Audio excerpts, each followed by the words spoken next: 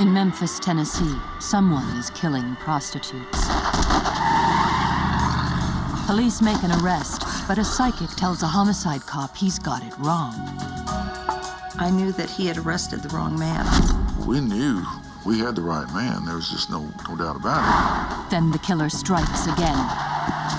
Can the psychic help the cop to catch a psychopath before he kills again and again?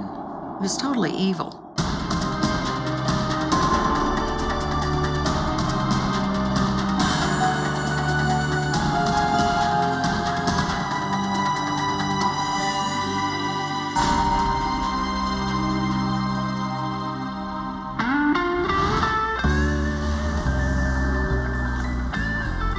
Perched on the banks of the Mississippi and home to the blues and rock and roll, where Elvis lived and died. Memphis, Tennessee is one of the most famous cities in America. Memphis is like the capital of the Mid-South. It's completely different from the rest of the state. We have the river, we have the blues. But Memphis is also one of the most dangerous cities in America. It's a city with a long tradition of crime and violence. Memphis was always known as a fairly violent river town. In fact, during one period of time in the 20s, Memphis was one of the most violent cities in the United States. Anywhere from homicides to assaults to prostitution, to work in the street. There was a lot of drugs. There are parts of South Memphis that you don't want to go. August 15th, 1988. 25-year-old Sharon Denise Moore is working the street in the notorious South Memphis red light district. But her last trick turns deadly. She is shot at point-blank range with a .32 caliber handgun. It's the 95th murder in Memphis that year. It doesn't take homicide detectives long to line up a prime suspect. 2 witnesses finger a man named Larry Ward. They had canvassed the area and sent some people back out to where he had been, and actually had statements from 2 witnesses who basically tied him to the victim prior to her death. And he left with her and came back by himself and had a pistol. Cops soon track Ward down and corner him close to the scene of the crime. After a brief chase, he is quickly arrested. They felt that they had a pretty good case on him, and that's the reason he was charged. The very next day, however, the routine homicide takes a bizarre twist. Carol Pate, a psychic visiting Memphis on vacation, has an unexpected and disturbing vision about the murder, even though that murder has not been made public. I got a vision, intuitive knowledge, if you will, that there was a serial murderer on the loose in Memphis. Hi, I'm looking for Captain. She immediately calls Captain Ken East of the homicide squad. A lot of police departments really don't like to get involved with psychics, but I've always been open-minded. I told him that I had this vision of this serial murderer and that he was stalking and pursuing prostitutes and shooting them. And I told him I had references with other police departments, and if he felt that what I was giving him was important, I'd like to meet with him. There's no reason not to respond to her as long as she seemed like she was on the up and up. Carol Pate uses a technique known as psychometry to connect with her paranormal subjects. An actual photograph of a crime scene contains a signature frequency of both the victim and the murderer. When she touches it, she says she can tune in like a radio to receive information. I can then go into the past, present, future. He showed me some photographs, crime scene photographs, and I began to get some information. Number 1 was I knew that he had arrested the wrong man. The wrong man. Is it possible Larry Ward is not the killer? Or has the psychic made a mistake? The witnesses had said that he was in there bragging about shooting the girl. So we knew we had the right man. There was just no doubt about it. It didn't really make a lot of sense to him, nothing to back up the information that I had. And I told her I appreciated it, and if we had anything come up, I'd call her. I felt like I would hear from him again. Ken East ignores the psychic's strange visions.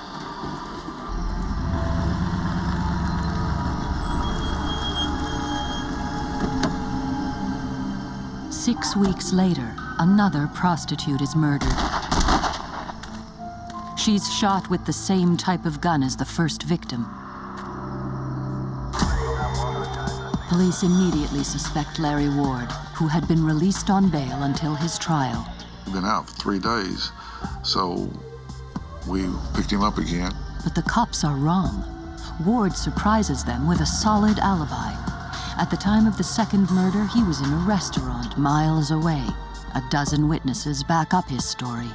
It doesn't make sense because here you've got him so well on the first one and with witnesses, and so we go back to those same witnesses and re-interview them and offer them a polygraph, and it turns out they were mad at him and they lied on him.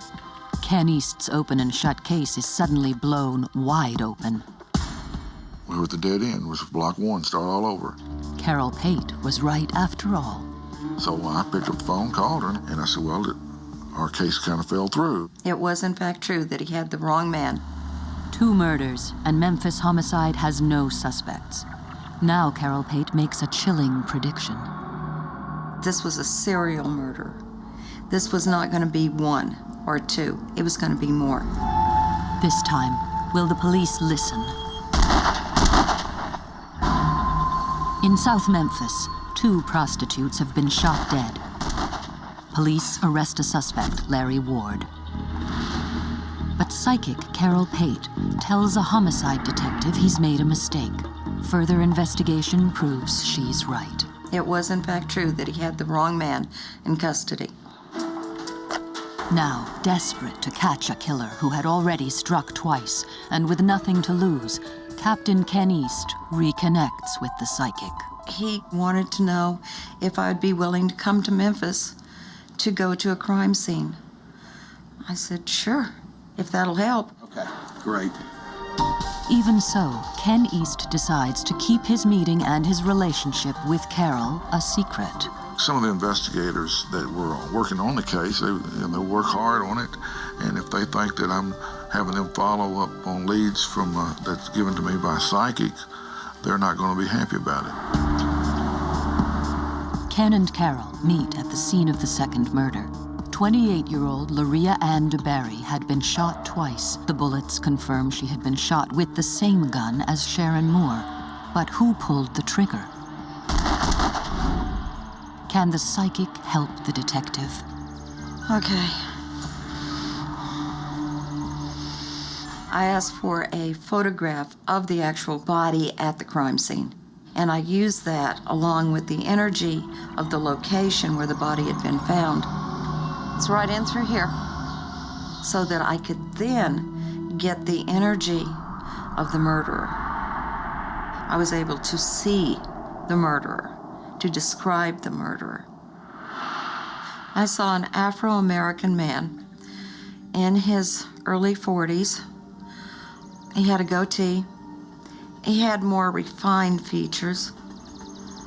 Wiry build, 5'8", 5'9". Ken East takes notes on everything the psychic says. That's a lot of description from anybody, even a witness. Now Carol Pate's insights take her inside the mind of a killer. This man is a multiple personality. But the murdering personality is named Al. She doesn't know if that's what part of the name that is, but that's Al. She's coming up with that. Carol sees 2 opposite personalities in the killer. I got a shy personality, the true personality. But Al was a very strong, violent, evil personality. Al wants to take over. Carol's vision of Al is chilling. He is compelled to kill. This was a serial murder. This was not going to be 1 or 2. It was going to be more. Ken East isn't taking any chances. He decides to use the psychic's description of the murderer in his investigation. It would give us more to talk to the witnesses in the scene where the prostitutes were hanging out. The more you give, the more they'll give you back. He's not done. The psychic and the cop agree to keep in close touch. Ken gives Carol photographs of the crime scenes and the victims to tune in on any new visions of Al.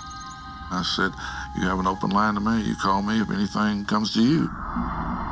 What I was looking for when I was tuning into the energy is what we could do to catch him. What was his next move?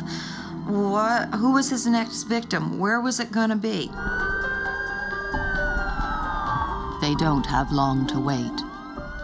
A week after the DeBerry murder, the badly decomposed body of another prostitute, 30-year-old Linda Tratt, is found hidden in an alley. We knew there was something fishy because the prostitutes were being killed. With this discovery, the homicide investigation is expanded. Sergeant John Garner is put in charge. That case was assigned to me, and then I inherited them all and became the lead investigator on all the cases. With the body count rising, John Garner and Ken East both suspect Carol Pate's prediction is true. A serial killer is stalking prostitutes in South Memphis. We felt sure if we didn't get on top of it that there would be some more bodies found. 10 days later, there is another shooting. 22-year-old Tony Thompson, a transvestite dressed as a woman, is driven to a remote street corner, dropped off, and then shot twice. This time, the killer makes his first blunder. Tony is badly wounded, but alive, the first real witness. He'd been shot 2 times, and 1 bullet was still in his body. So we took him to the hospital and had the doctors remove the bullet, and they did match. Tony Thompson is able to give police a detailed description of his assailant. Incredibly, one that matches the description Carol Pate gave to Ken East. A lot of sketches don't turn out to be exactly like the person looks either, but that sketch kind of fit her description that she'd given, and I was impressed with that. Meanwhile, using materials sent to her by the detective, Carol has more visions of the murderer, but she has difficulty seeing past the killer's evil personality, Al. Al was overwhelming. I couldn't see where he lived because when he would go home, Al would go away. And here would be this shy, quiet man that barely had a handle on sanity. Prostitutes on the street confirm Carol's and the transvestite's description of the killer. We showed our sketch, and some of the ladies of the night had seen this man. But investigators still don't know who he is. What the police, the psychic, and the prostitutes of South Memphis do know, however, is that the killer is getting bolder. 6 days after Tony Thompson is shot, 37-year-old Joyce Thomas is killed with the same gun in the same area. When the third murder came in down on Peebles Road that was tied to the 32, we had bullets compared, and we knew all 3 came from the same gun. With the third killing, police released the news to the public. There is a serial killer in South Memphis. TV reporter Kathy Thurmond Edwards was assigned to cover the story. And all of a sudden we have this on the news and a serial killer. It was quite bizarre. 3 months have passed since Carol Pate told police that they had arrested the wrong man for the murder of a young woman. It's now clear that a vicious killer matching the description that the psychic gave Captain Ken East is targeting prostitutes in a South Memphis red light district. Can the cop and the psychic catch him before he strikes again? He was totally evil and violent, incredibly violent. A serial killer is shooting prostitutes in South Memphis. 3 women are now dead. And psychic Carol Pate has given a homicide detective an insight into the mind of the killer. This man is a multiple personality, but the murdering personality is named Al. This was not going to be 1 or 2. It was going to be more. With each shooting, police intensify their investigation. The time between each murder is getting shorter, With a serial killer on the loose, all of Memphis is on edge. Here we are in the Mid-South, the Bible Belt, and we've got this strange story about a serial killer targeting prostitutes and transvestites. It was the talk of the town. But police aren't totally in the dark. Carol's description is confirmed by the only eyewitness, a transvestite who survived a shooting. He also gives police another lead, a vague description of the killer's small gray car. This also fits with what detectives have been hearing on the street.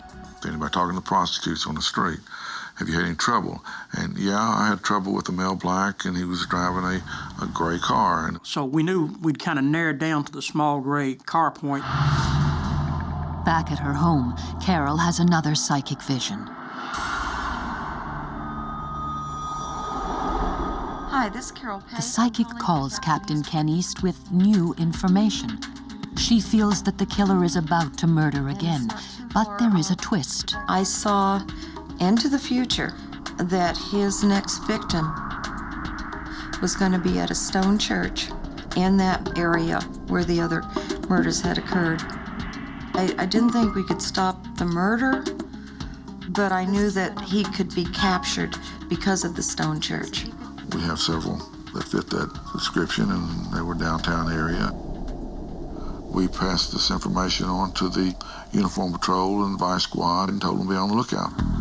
Armed with the information, police step up patrols in the area.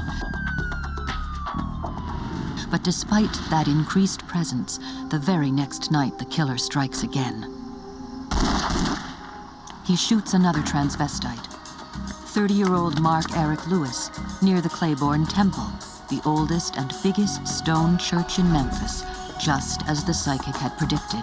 But again, he only wounds his victim, and Lewis is able to run for his life and call for help.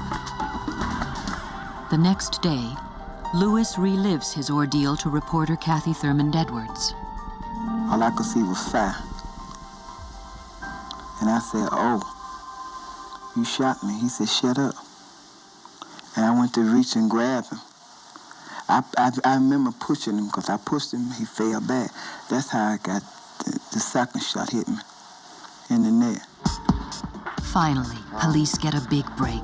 An officer in the area spotted a small gray car leaving the scene of the crime. Lieutenant Ralph Roby, who was a night detective lieutenant, was en route to the scene of where Lewis was shot, and he saw a small gray car in the area and just jotted down the tag number. We came into work that morning at 8 o'clock.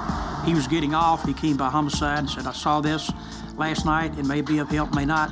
And we ran the license number and found out that it belonged to James Barnes. James Barnes is a 44-year-old delivery man who lives and works in South Memphis. And so we go to their house and talk to his wife, Diane, and she said that her husband's been driving the car and been going out at night and that kind of thing. And so we still didn't have as much evidence as we really liked, so we decided to set up a surveillance on him. The theory was that if he leaves the house, goes to a prostitute area to pick a prostitute up, take him down in hopes of finding a weapon. If you don't have the weapon, at least we can talk to him and maybe get him to confess to it, basically. The very next night, James Barnes drives back into the red light district of South Memphis. Homicide detectives follow him closely. And what we're trying to do is follow him to the crime scene areas in that area part of town. And he did, in fact, go there. Well, they tried to stop him at that point because we didn't want anybody else to get hurt. He stopped in front of the Lorraine Motel, the site of Martin Luther King's assassination 20 years earlier. Barnes tries to escape, but detectives are right behind him. Finally, he's cornered, and police arrest James Barnes. At daylight, the investigating detectives went back out on the scene and did find a gun, and it was a .32 caliber. The gun found at the scene of the arrest is confirmed to be the same one that killed and wounded all of the prostitutes. With James Barnes in custody, questions still remain. What motivated his killing spree? And is Carol Pate's prediction that he suffers from a split personality correct? We came down to interview him in the homicide office, and then at one point he wanted us to handcuff him. We basically said, you know, what's going on with you, Barnes? And he said, you know, I'm not him, my name's Al. The psychic was right. Al was behind the killings. Al wanted Barnes to kill his wife and children, and he would argue with him, and every time he wanted that to happen, that's when he would go out and pick up a prostitute and commit a murder to satisfy Al. How could the psychic have known about the evil personality called Al locked inside the killer's head?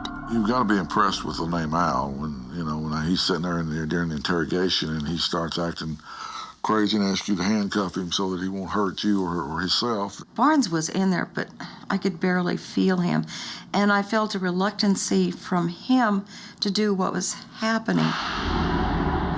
But Al was overwhelming. But the psychic has even more information. 2 weeks after Barnes is arrested, Carol Pate calls Ken East back with a vision. Ken, I think I have some more information for you. I saw that he had taken clothing of another victim and had left it on the banks of the Mississippi. It's between a church, a small church, and the old bridge. Of course, I had no recourse but to send somebody out there at that point. I mean, after I've been dealing with her so long, I had no reason not to.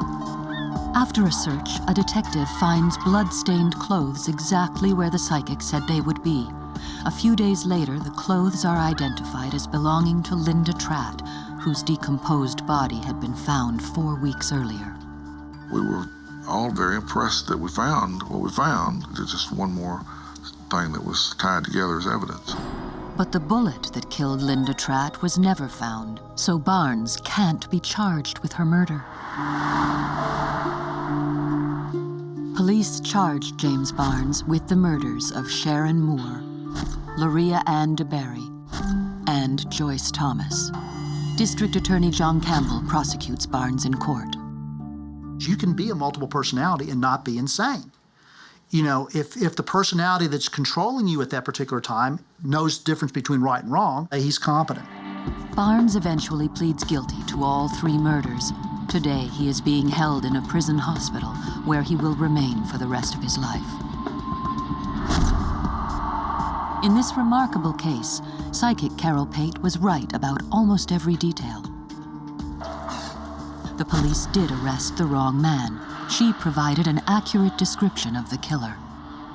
Wiry build, 5'8", 5'9". She knew he had multiple personalities and that the personality behind the killings was named Al. And she predicted that he would be caught near a stone church. She even made a believer out of Captain Ken East. So anytime that you get information that's from somebody that has no reason to know it, and then you find the information is in fact true, you have to be impressed with that. Carol Pate's uncanny psychic visions undoubtedly helped a cop catch a killer who had terrorized Memphis for months. I wanted him caught. That was the important thing. He had to be stopped.